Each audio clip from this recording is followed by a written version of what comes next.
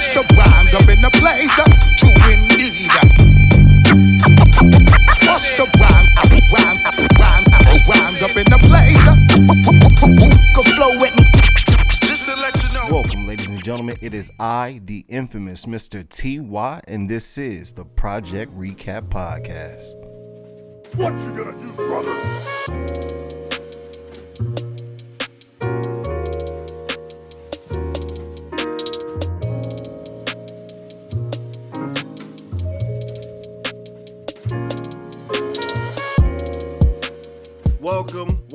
Welcome, ladies and gents. It is I, yours truly, the one and only Mr. T.Y. We are here, another week, another episode, season 3, episode 3, Wild Wild West. We are here to talk about quite a few things, especially throughout the quick recap, and then we're going to talk about the Celtics continuing to piss me off. Had a rough week last week, or at least since the last episode of the podcast. How do I feel about the Utah Jazz, their recent success, and will it hold up in the playoffs, especially against LeBron James and the Los Angeles Lakers? And then we'll quickly touch up on my MVP watch. So go ahead and get right into it. If you haven't already, definitely come over to CampIslandStudios.com for all of your latest content from Camp Island Studios. Follow me on Twitter. Subscribe to me on Twitch and YouTube, Instagram. Follow me there, just so you stay up to date with what's going on. So let's go ahead and get right into it. We're going to start off with the quick recap, of course. First up, the Cleveland Cavaliers are planning to send Andre Drummond till at least the 25th of March, which is the NBA trade deadline.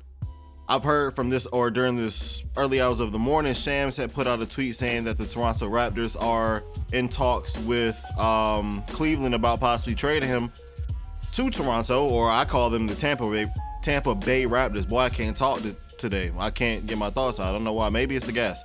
But anyway, so my question is with Toronto, we'll keep this brief. My question with Toronto is, what are you going to give up to get Andre Drummond? Because to my knowledge, Cleveland does not plan on buying him out like Brooklyn or Dallas wants them to, so they can get him a little bit easier, I guess, on a cheaper deal, because at that point, I think you may have to sign him to a new contract.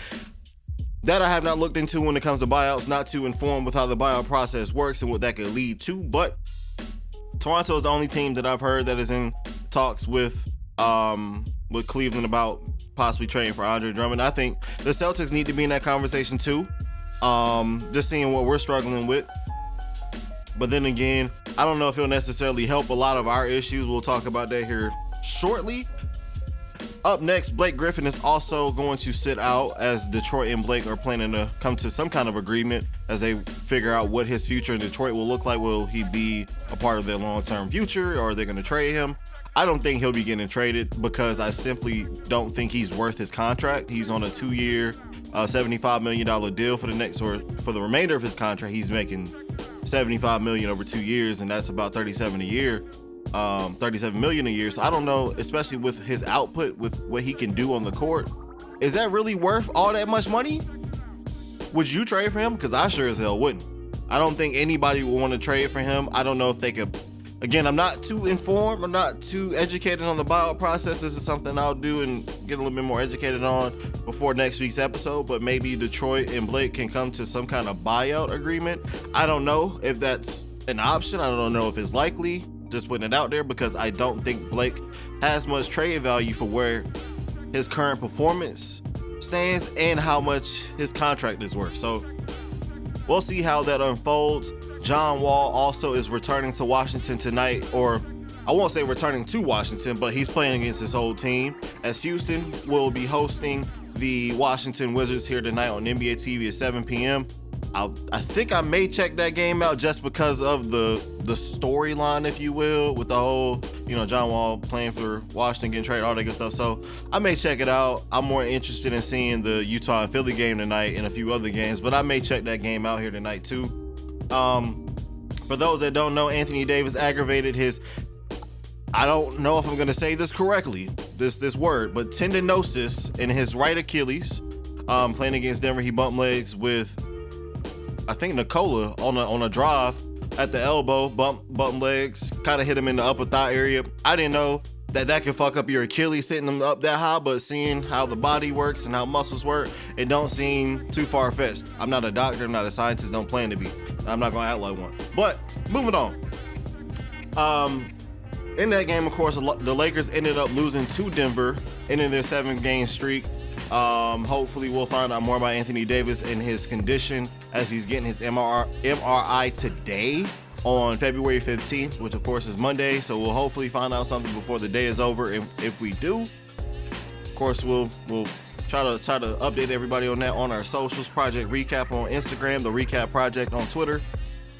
Also, Season 3 is supposedly, take this with a pinch of salt, supposedly is coming in November of 2021. I don't know if that's true or not. I'm hoping it comes out by the summer. I know the pandemic has really fucked up a lot of what's supposed to have come out when it comes to TV shows and movies, especially like Atlanta Season 3, so waiting on that. But supposedly, Season 3 to You, the show on Netflix, if you haven't already seen it, you need to go see it, especially Season 2. Season 2 is the reason why I'm fiending for that Season 3. Like, I want to know what the fuck is finna go down. But definitely go check that out if you haven't already. Again, Season 3 supposedly is coming from Netflix November 2021.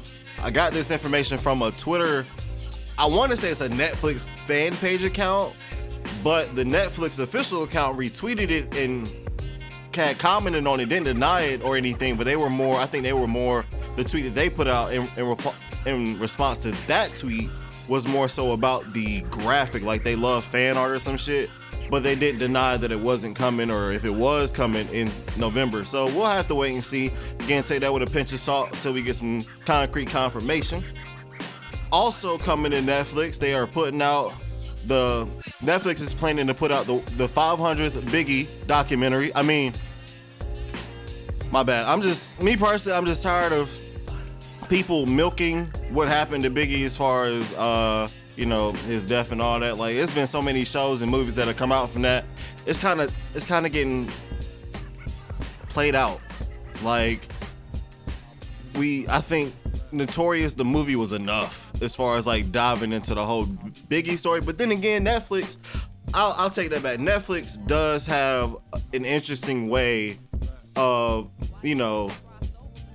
doing documentaries. So they may have some different shit. I'll definitely look and watch it when it comes out. I think it's coming out March 1st. I'm just tired of people making Biggie documentaries and movies and stuff. It's like, bruh, no disrespect. He died in 97. There's been many other artists that have come after him that could get a documentary or a movie or something. Like, I don't know, do a Michael Jackson documentary or movie. Like, I want to see what's up with Mike. You know what I'm saying? Like, just use him as an example. I don't know what Hollywood is keen on, just Biggie movies, Biggie documentaries, Biggie TV shows. Like, they did the whole trying to uncover his murder and figure out what happened. Like, that was a TV show. Like, bro, just let it go. Like, LIG it, Reggie. So, up next, Donald Trump went back-to-back and was acquitted in his second impeachment trial. Just gonna keep it moving. No comment on that. The second trailer for Godzilla vs. Kong was also released. I haven't seen it yet. I saw a snippet of it, but I haven't seen the entire trailer. Definitely go check that out. Keenan Thompson also is getting his own show on NBC, and if some of you didn't know, he is, of course, a part of SNL or Saturday Night Live, and has been for 18 straight seasons. He was recently asked when is he planning to retire, kind of, his plans revolving around retiring. If I interpreted the interview correctly, he's looking to hit 20 seasons before he moves on from SNL, and then maybe he'll just focus on his show on NBC, giving him more time to spend with his family. But shout out to Keenan Thompson. I just felt like to incorporate that information for a few reasons. I can't get my words out today. Feel like I don't know. We'll keep it going. But had to incorporate that with Keenan just because he was one of my favorite actors growing up as a child, and it's Black History Month, man. He's another black man doing great things, so I gotta let it be known. Also coming, I don't know why this is coming, but Paranormal Activity has a 7th movie. I don't know why. Again, I don't know why. There's a 7th movie coming. I don't know when it's coming. There's no date. I didn't find a date or anything, but between Paranormal Activity and Fast and Furious, they just don't know when to quit. And last but not least, on a quick recap, I just felt like to add this in just because I found this out yesterday, but there's a new Wrong Turn movie that came out. Didn't know that at all. I watched it. I definitely gave it a shot, and man, that's 2 hours I wish I had back. I don't know if y'all have ever seen Wrong Turn. At least the first movie that came out in 2003. I can't blame you if you don't even know that there were 5 other movies after that, not even including the movie that came out this year. I've seen them all. Like, I've seen all 7 of them. And yeah, it gets bad. It gets bad after the second one. It gets real. You can tell the budget dropped with 3 through 6, but 7 was pointless. Or I should say the reboot that they did this year could have just not been done. It strayed away from the original story. It was the worst out of all 7 to me because it just did not feel like a Wrong Turn movie.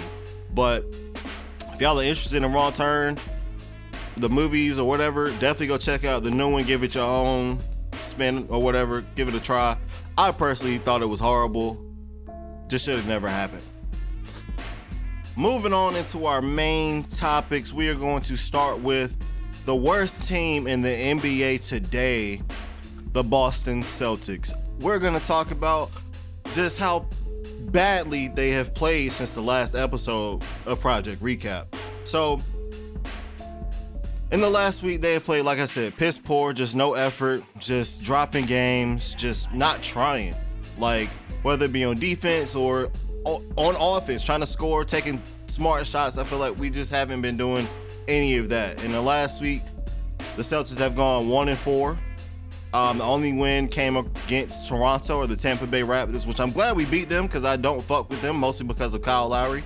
I'm glad we were able to beat them. If we would have gone 0-5, of course, losing to them, I'd be even more upset because that means we would have lost to those guys. But even still, after that, we finished 13-13 for the season, below or right at the 500 line. But I keep wanting to say below 500, but 5th in the East currently. I don't even feel like we're the 5th in the East. Give our playoff spot to somebody else. We need to be bottom of the East right about now. Give our playoff spot to Detroit or Washington or somebody. We don't deserve it. I mean, hell, Charlotte is right behind us, about to take the 5th seed. I mean, what the fuck is going on? Lost to Phoenix, lost to Utah, lost to Detroit and Washington in the past week. In those 4 losses, we averaged 98 points in those 4 losses, which if you take that and rank us based on the rest of the league, we'd be dead last in points per game. For the season, we averaged 110, which puts us at 22nd, which is the bottom third of the league, which translates to trash. And during those 4 games where we averaged those 98 points, 62 of those points came from Jason, Jalen, and Kemba, meaning our bench only gave us around 26 points. So obviously what I'm getting at is lack of bench production has been a big problem in the past week. I mean, the entire season. Even though I'm focusing specifically on the last week, our bench has been asked all year long. All year long.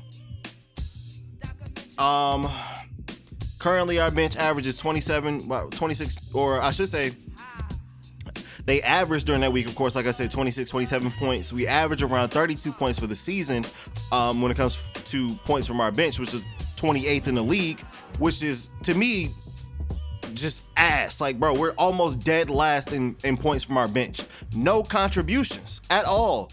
If it's anything, it's because we probably slid. Say, for example, we had a game, I think it was against Phoenix, where Daniel Tice went to the bench. He put up like 10 or 12. I think Peyton Pritchard gave us about 10, and then I think Jeff Teague even gave us some in that Phoenix game. I think the only way our bench gives us any points, at least on paper, is if you move a starter to the bench. In that situation where they started Kemba, Clarkson, I think Jalen, Jason, and Tristan, if I'm not mistaken. I need to go back and look, but our bench is ass. If you really want to keep it simple, our bench is just fucking horrible. Like, there's nothing. We get nothing from our bench. I think there was one game where in those 4 games that we lost that I think maybe 3 or 4 of our bench players only had a field goal or 2. I think that may have been actually yesterday, if I'm not mistaken. I think that may have been yesterday. So, and speaking of yesterday, I do want to dive into that a little bit too, because yesterday when I watched us play against Washington, we just do not try in the fourth, like at all. Years before, it used to be where the Celtics would struggle in the second quarter sometimes. I think that was definitely when IT was on the team, and then last year and maybe a year or two before that too, we struggled big time in the third quarters. But this year, fourth quarter, we are garbage. We can't close. We keep it close through those first 3 quarters and then shit the bed in the fourth quarter. I feel like that's been every game that I've watched this year. At least in the losses. Even in games we win, we let teams come back in the fourth. And it's too close. It's closer than what it should have been based on the first 3 quarters and how they played out. But even speaking more on that, as far as our fourth quarter performances, we're currently 25th in the league for points in the fourth quarter. We averaged 26 points in the fourth in the 4 losses from last week, and that's around our average. And again, our worst game in the fourth was against Washington, where only 6 players in the fourth quarter, 6 Boston Celtics players that are getting paid good bread, good guala, only had a single field goal. Those players included Jason, Jalen, Shimmy, Aaron Nesmith, Carson Edwards, and Taco Fall. Carson and Taco only played 5 minutes all game, and it came in the fourth. I understand you only get a field goal in the only 5 minutes you played, which happened to be in the fourth. But let's talk about Shimmy and Aaron Nesmith. They both played nearly 30 minutes on Sunday. 30 minutes. They finished with a single field goal for the entire game. That's what I'm talking about. No contributions outside of Jason and Jalen. Kemba had a good game yesterday. His best game, other than his game against Cleveland, and that was a good game too. We had about a 3-game losing streak leading to that game against Cleveland, including the blowout against New York. Kemba had a great game. The reason why I'm saying great is because it's the best game he's had all season. I shouldn't say career high, but season high 25 points. Let me see. Season high 25 points. And that was his second game with 25 points on 50% or more from the field goal or from 3. And my thing is with Kemba, I know he's been struggling this year. All of us know that. But Kemba, he's getting to his spot. So it's not like he's just not doing what he used to do as far as getting the looks that he's used to getting. He's getting to his spots. It's just either they're not falling or he's taking it to the rack with 2 men on him. Because a lot of his shit this year, I even saw a stat. I tried to find the stat before I recorded it so I can incorporate that. But a lot of his shots at the rim have been getting beat. The stat that I saw, they compared it to last year around the same time. It's way higher than last year. So it's like, I don't know if it's a mental thing for him, but yesterday he was looking good all game. From what I saw in the Washington game, and I'll speak on this because this, of course, is yesterday, turnovers, not getting back on defense, not really putting in any effort, shot selection, and then, of course, our bench. Our bench was just garbage. In 3 of those 4 losses, too, from last week, we gave up more rebounds. So, of course, that's going to either give up second chance points or, with those, say if we taking bad shots, team is getting a board, somebody's on a fast break, boom. You know what I'm saying? So we can't be giving shit up like that. Jason Tatum also struggled last week. He did not shoot above 50% at all during the 5 games since the last episode. He averaged 20 points on 35% from the field, 35% from the 3, which is heavily down from the week prior where he averaged 29 on 44% from the field, 37 from the 3. And that was a shorter week, of course, so it's not the greatest comparison. 3 games versus 5 games. Last week we played 5. The week before we played 3 games. So it's still, I want to point out the fact that his numbers are down and he's not playing at his level. Even though he's been used more of a playmaker, at least in the past week, his assist numbers have gone up. He's averaging nearly around 7 assists a game in that 5-game stretch.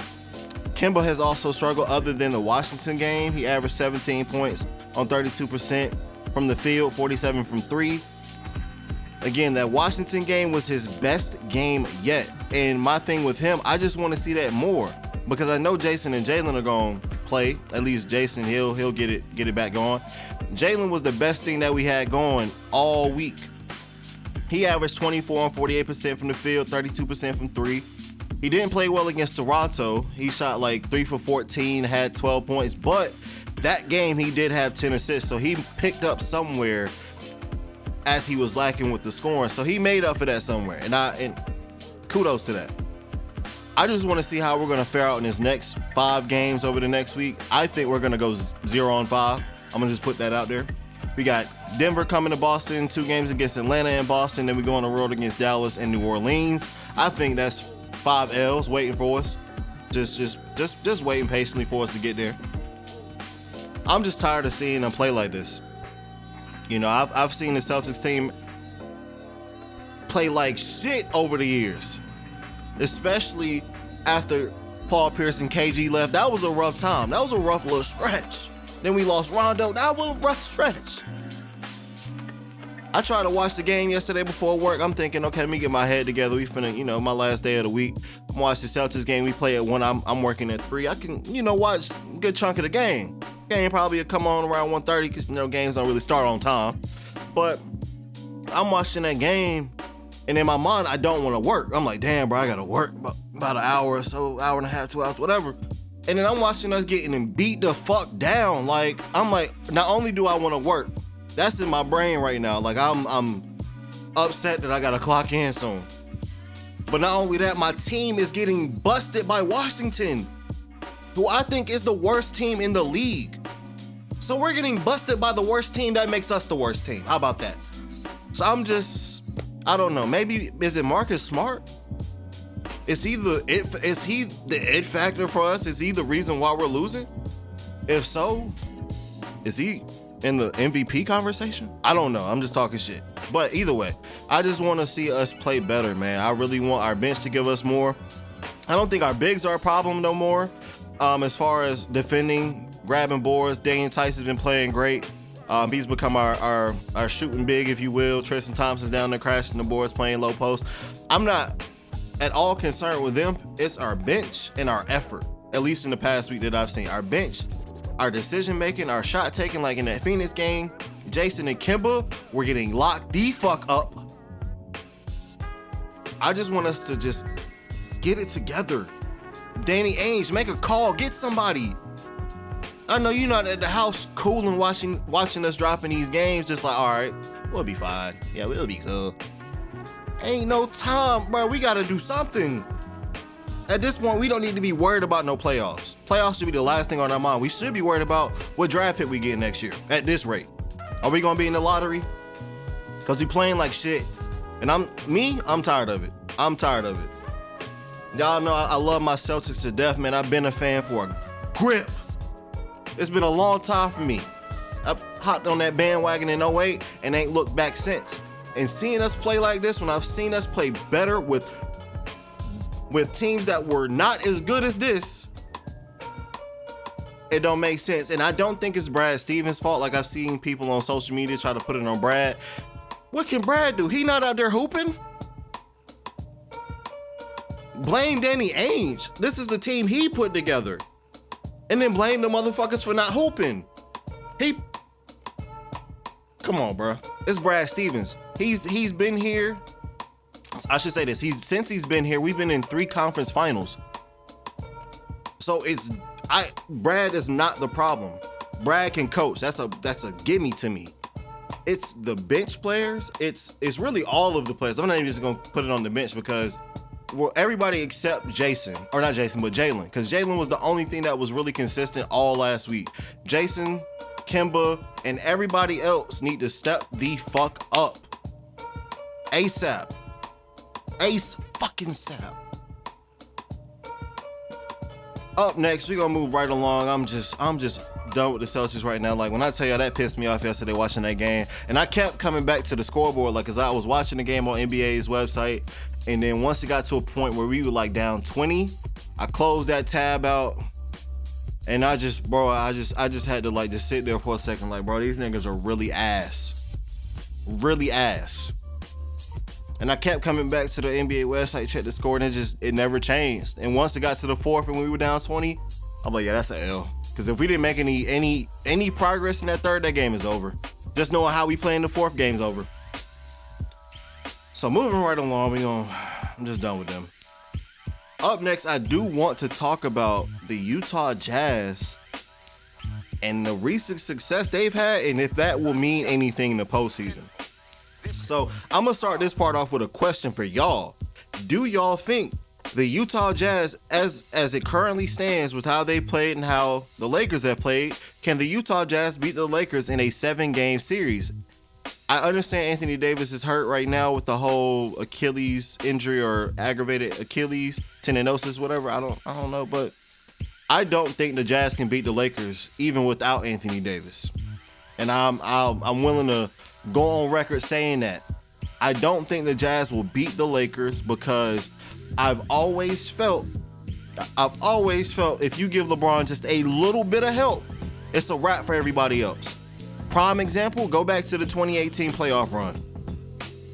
And to add on to that point, say if the playoffs started today, you got the Utah Jazz number 1 in the West, I think the Lakers are number 2. LeBron, when it comes to playing against number 1 teams in the postseason, he is 6-2. Most recently beating the Toronto Raptors in 2018, where he swept them. And I'll say it again, swept them. He's beaten a lot of number 1 teams in the playoffs, and that's no easy task, and he's done that 6 times.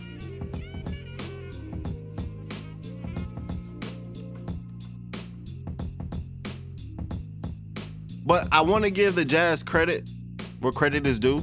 Of course, they are currently number 1. Like I mentioned, 22-5. Best team, best record. Since January 8th, they are 17-1. The only loss was against Denver, which was they only lost by 11 points. So that game, it probably came down to, I didn't see this game, but it probably came down to a few possessions, and then it probably turned into a free throw game that kind of blew that lead out a little bit more. But currently they're on a 7-game win streak as of today. And during that 7-game win streak, it just ironically was against all Eastern Conference teams, including Milwaukee, the shittiest team in the league, the Boston Celtics, and the Miami Heat. And even before they lost to Denver, they were on a if I'm not mistaken, an 11-game win streak. So in the last 18, they're 17-1. Very good team. What I like from what I've seen from them, 2 things. They're not only a great offensive team, that's a gimme. They have a lot of great offensive weapons, but the 2 things I like about the Utah Jazz, they're a great team defensively, no matter if you're talking about guarding at the wing or you've got Rudy Gobert locking down the paint. Even Derek Favors coming off the bench, holding it down when Rudy goes to the bench. Currently, they're second for the least amount of points allowed. I think that should not go unspoken. Top 10 in the league when it comes to fast break points allowed. I think number 9 to be exact. So they limit a lot of those fast break points. Like I mentioned, they have a lot of great wing defenders. Royce O'Neal, Joe Ingles is a great wing defender. Donovan Mitchell is no sleeper. Mike Conley is having a great, a resurgence on both ends of the floor. I'm happy to see him hooping this year, because last year, especially during that postseason, that bubble run, forget about it. Not only that, my other thing that I like about them, and this reminds me a lot of the 2012, 2013 Spurs, is that they move the ball a lot. It's no ISO game. It's not, one pass and then the guy, they swing the ball constantly. Now I even found a stat that was kind of interesting, because I was looking at different things like their assists and different assist stats and things like that. But the one stat that I found to kind of solidify what I've been seeing and confirm to me what I've been seeing is true, they're 9th in secondary assists. And if you don't know what secondary assist is, that just pretty much means the pass to assist. So, just making an extra pass to a guy that does end up scoring. That just lets me know, what I've been seeing, because with every game that I've been able to see them play, especially during the 7-game win streak that they're on right now, they constantly swing the ball around, constantly looking for somebody cutting to the rim, somebody open in the corner, swinging it around the key, or not the key, but around the top of the 3. They're just looking for the next man. I really like their offense because they're getting everybody involved. 3 of their starters are averaging nearly 5 assists. That lets you know how let me say this. They have a lot of playmakers on that team. A lot of great two-way players, but a lot of playmakers as well. And to me, that makes that team very deadly, especially with how Mike Conley is playing this year. I think as it stands, if you look at every team in the league, especially the current playoff teams, I feel like they're the most perfectly constructed team in the league because you got such a talented starting lineup, guys that can really do a little bit of everything. I mean, the only thing I don't like is that Rudy Gobert is not much of a scorer, but he doesn't really need to score. He's either going to get you them dunks, some lobs, whatever, second chance points, but that's more so your defensive anchor. So I'm not really looking at him to score. I know people have a problem with how much he gets paid and then the fact that he averages only like, I think something like less than 15. I'm gonna just put it at that. It was something like 11 points or some shit. But I really like how constructed that team is. Again, like their bench, they have a lot of depth on that bench. I think Jordan Clarkson should be 6th man of the year. Just with the way he's been contributing to their success.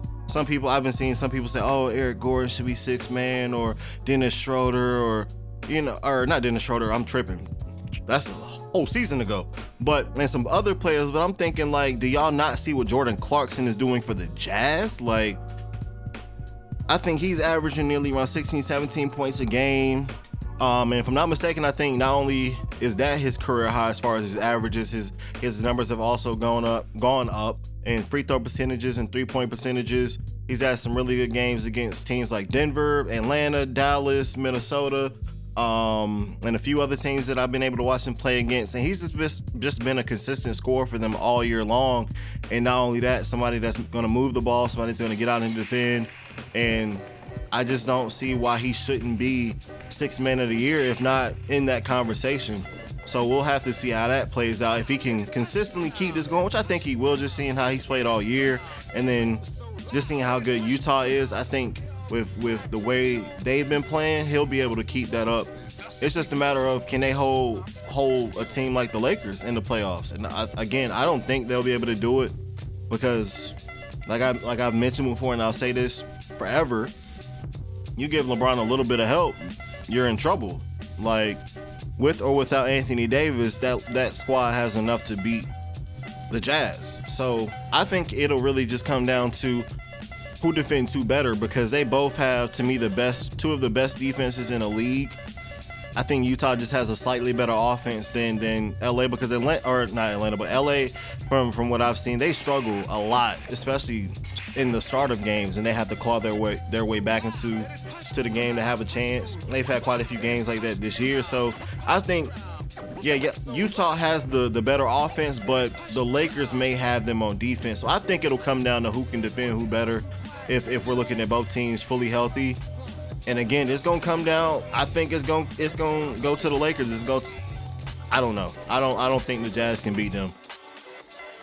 I just based on history, and then the fact that LeBron has who he has on the Lakers, and then if you get Anthony Davis healthy by the time a Utah and LA series happens, it's sheesh. It's gonna be over for the Jazz. But let me know what y'all think. I personally don't think they have a chance. To each his own. I think, of course, some may believe in it because of the regular season success, but if there's anything that I've learned from, say, for example, 73-9 Warriors, the Toronto Raptors in 2018, the Celtics were the number 1 seed with Isaiah Thomas. I think it was, I could be wrong with the year, but it may have been 2017. That don't mean shit if you got to match up with LeBron. Like, LeBron has beat all 3 of them teams, and that's just recent history. You can go further and further back. That don't mean shit.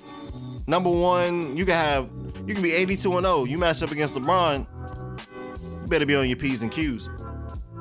I would love for the Jazz to beat the Lakers, because that means no championship for the Lakers. But if I'm being unbiased, if I'm being realistic, I don't think the Lakers are going to let the Jazz beat them. So again, let me know what y'all think about that. As I always tell y'all, if y'all got a response to that, let me know on Twitter, Instagram, Snapchat, YouTube, any way you can find a way. Let me know what you feel about the Jazz and what the future may hold for them. So we're going to go ahead and get into the next and final topic for today's podcast. Keep it kind of brief, not too much to dive into. I do want to talk about somebody in particular with this topic, but MVP watch, hashtag MVP watch.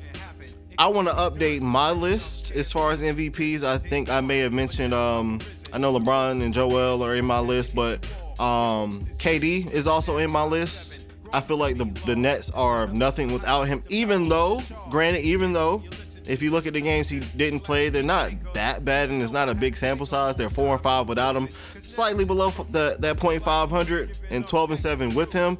I don't think that necessarily makes or breaks his MVP argument, but from what I've seen when they don't have him, they're missing just so much on both ends of the floor. And I think if you want to make a run in the East, you have to have KD. Even though, again, I think they even beat in the games that he didn't play. I think they even beat Philly in some of those games. I need to go and look. I could be wrong with that, but I think they had a few playoff teams in that little stretch that they did end up beating.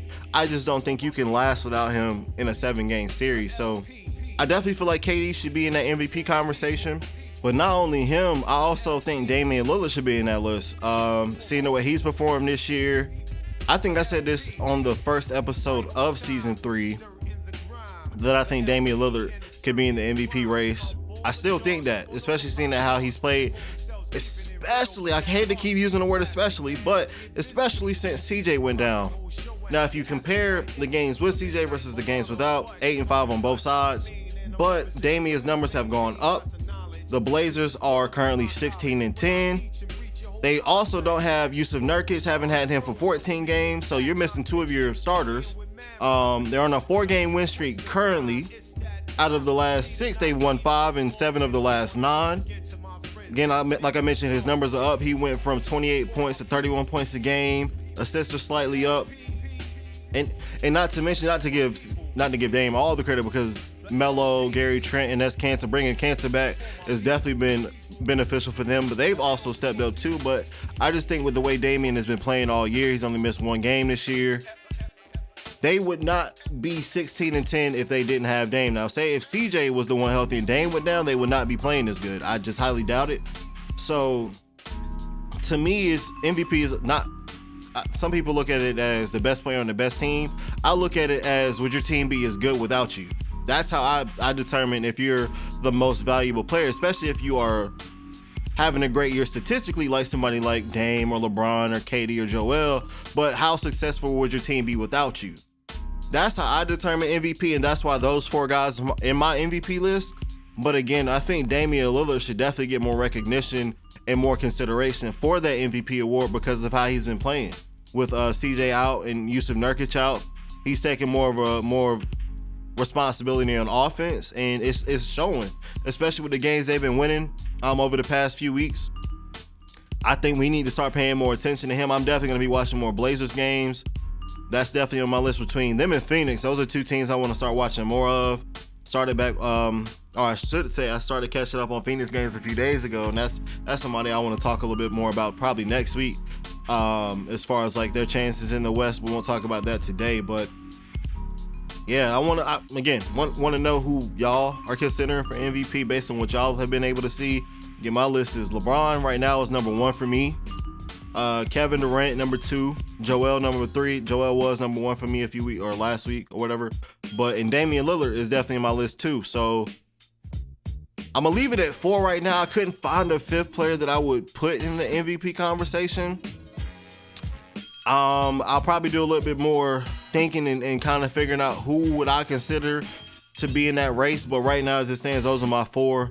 Yeah, we just got to put more respect on Dame's name. I hate that I rhyme, but again, let me know what y'all think about what we talked about today as far as MVP watch. What do y'all think about the Jazz coming out of the West and their chances against the Lakers? Do y'all think, am I tripping to think that the Jazz don't have a chance? And anybody that wants to talk about Boston and what the fuck they been doing, or what have they not been doing, I should say. And any of the quick recap, if y'all want to talk about anything that we discussed today, again, follow me on Twitter, Project Recap, on Instagram, I got my socials all messed up. Twitter, The Recap Project, Instagram, Project Recap. Come over to Camp Island Studios. Make sure you sub to the YouTube and to the Twitch. We're going live tonight. We're probably going to be playing some games tonight. I think I've got GTA on hand. We're definitely going to be playing some of that.